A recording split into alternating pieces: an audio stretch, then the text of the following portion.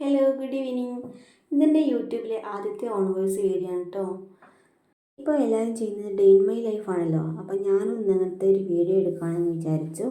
ഇന്ന് ഈ ദിവസത്തിന് 3.5 മാസത്തെ വാക്സിൻ എടുക്കേണ്ട ദിവസമാണ്. ഞങ്ങൾ ഓട്ടോ ഒക്കെ രാവിലെ വിളിച്ച് സെറ്റാക്കിയിരുന്നു. ഞാനും പിന്നെ അമ്മയാണ് കേട്ടോ പോകുന്നത്.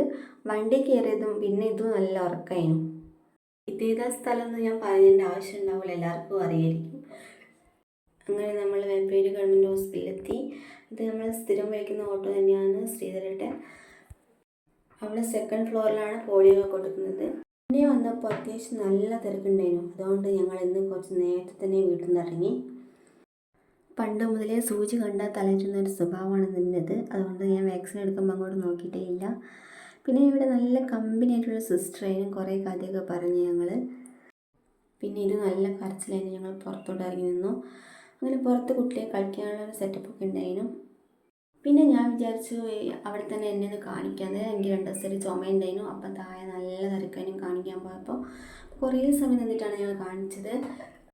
അങ്ങനെ മരുന്നൊക്കെ അവിടെ നിന്ന് കിട്ടി. തിരിച്ച് ഞങ്ങൾ വേറൊരു ഓട്ടോ വിളിച്ചാണ് വീട്ടിലേക്ക് വന്നത്. വീട്ടിലെത്തിയപ്പോൾ അച്ഛനും അനിയനൊന്നും ഇല്ലായിരുന്നു. അപ്പോൾ അമ്മ എന്നെ പോയി വാതിലൊക്കെ തുറന്നു. ഇപ്പം നല്ല ചിരിയെല്ലാം ഉണ്ട്, പക്ഷേ കുറച്ച് കഴിഞ്ഞാലാണ് നമുക്കൊരു വേദന വരിക.